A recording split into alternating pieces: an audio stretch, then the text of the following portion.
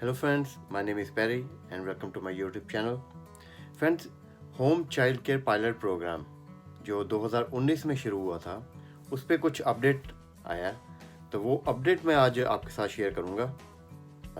मैं उन केसेस की बात कर रहा हूँ जो केसेस को परमानेंट फाइल नंबर आए हुए थे। मैं उन केसेस की बात नहीं कर रहा जिनको टेम्परेरी फाइल नंबर्स आए थे मार्च 2020 के बाद। ये उनके लिए अप्लाई नहीं होता, ये उनके लिए है जिनके परमानेंट फाइल नंबर्स आ गए थे और उनसे डॉक्यूमेंट अपडेशन मांगी थी अगस्त के अंदर। तो उनको एक नई ईमेल कल आई है हमारे एक क्लाइंट के पास, जिसमें कि उन्होंने उसको एम्प्लॉयर को भेजी है। वो एम्प्लॉयर से पूछा है कि आपकी फाइनेंशियल स्टेटस या अभी जो जितनी भी आप इनकम आपने शो की है उसकी डिटेल्स पिछले 3 साल की भेजो, कि इसमें हमें नहीं लगता कि आप अफोर्ड भी कर पाओगे कि आप एक नैनी रख सकते हो। तो हमें आप अपने पिछले 3 साल की फाइनेंशियल डिटेल्स भेजो जो आपने असेसमेंट गवर्नमेंट को सबमिट की है अपनी इनकम की।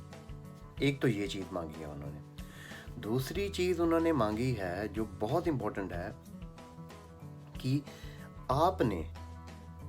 उन्होंने 2 सेक्शन में उसको डिवाइड किया हुआ है। मैं अभी आप स्क्रीन पे देखोगे कि लेटर में क्या लिखा हुआ है।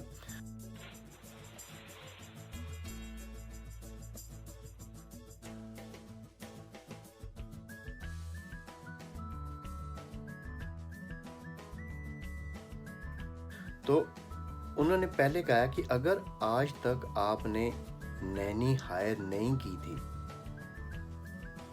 तो आप हमें एक्सप्लेन करो कि अब अचानक आपको नैनी की ज़रूरत क्या पड़ गई है,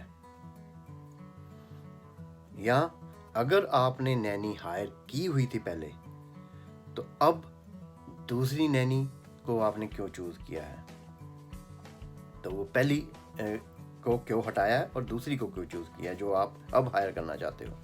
तो ये 2 क्वेश्चंस उन्होंने मेन पूछे। तो उसके अंदर भी उन्होंने जो क्वेश्चंस पूछे हैं जिसके उन्होंने आंसर्स मांगे हैं, जिस पे आपका केस डिपेंड करेगा कि आप जब रिप्लाई करते हो उसका, तो अगर केस वर्कर सेटिस्फाइड हुआ तो आपको वीज़ा मिलेगा। तो उसमें जो और सब क्वेश्चंस हैं जो बहुत इंपॉर्टेंट है आंसर करने ध्यान से, वह है कि आपको कितना फ्रीक्वेंटली केयर गिवर चाहिए और कौन सी ऑप्शंस आपने एक्सप्लोर की हैं केयर गिवर को हायर करने के लिए इस एप्लीकेशन को लगाने से पहले। तो इसमें भी 2 चीज़ें उन्होंने मांगी हैं कि एक कि आपको कितना फ्रीक्वेंटली केयर गिवर चाहिए, ताकि उनको असेसमेंट लग सके कि इसको केयर गिवर की रिक्वायरमेंट है भी है कि नहीं है, पहली बात। दूसरी बात ये कि आपने उससे इस केयर गिवर को हायर करने से पहले और कौन सी ऑप्शंस एक्सप्लोर की हैं। उसके अलावा उन्होंने 2 क्रॉस लगा के नीचे और 2 क्वेश्चंस पूछे हैं जिसमें लिखा है कि explanation of how care needs are currently being met, what are you currently doing for child care. Means कि अभी तक आप अपनी चाइल्ड केयर की नीड्स, जब क्योंकि एम्प्लॉई आपके पास नहीं है, वो आपके पास आया नहीं है, वीज़ा उसको मिला नहीं है, तो अभी तक आपकी अब चाइल्ड केयर नीड्स कैसे पूरी हो रही थी।